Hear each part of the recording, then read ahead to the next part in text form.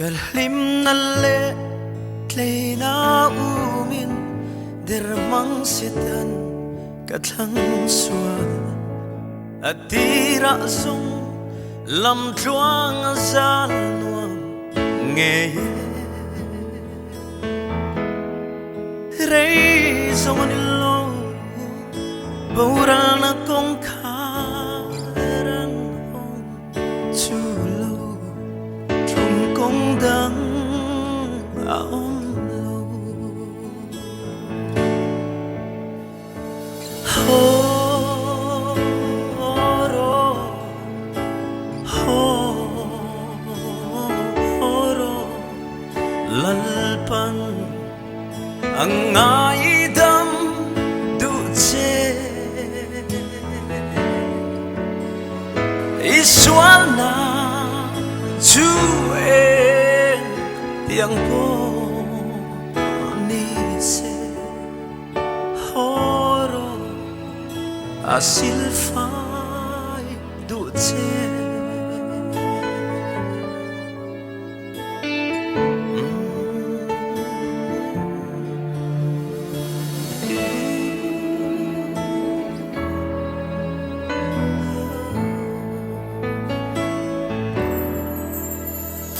Kovel hian tlay puarna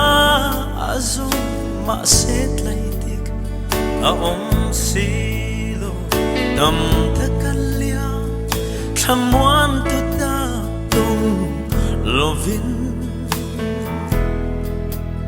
he leizongin chak day alwi zaumol lo limtla yangan ral leti ho ro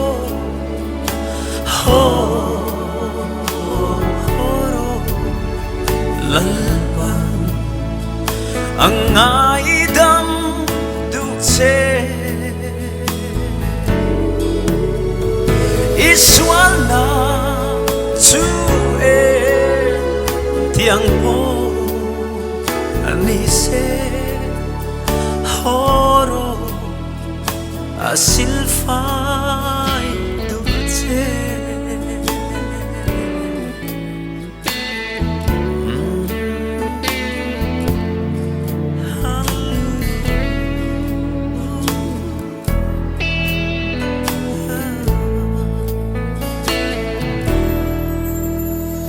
kauna eng huna nge khoi muna nge I omme bum tu one nu tiang I chon luan lâu kha rose thi nan ne tu but hian fa ba lan iswan ane a chandam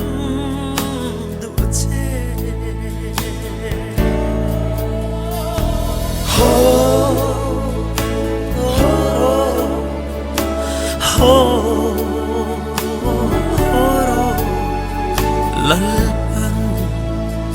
ang aidam dulce iswal na tue yang po ni se horo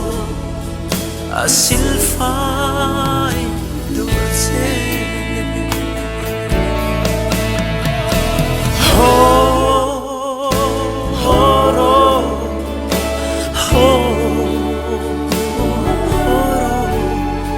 lalpan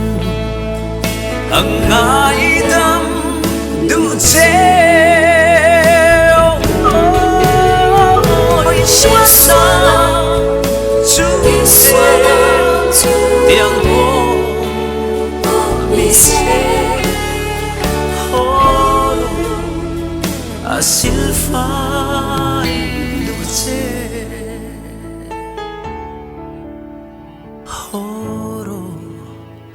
alangai dam du che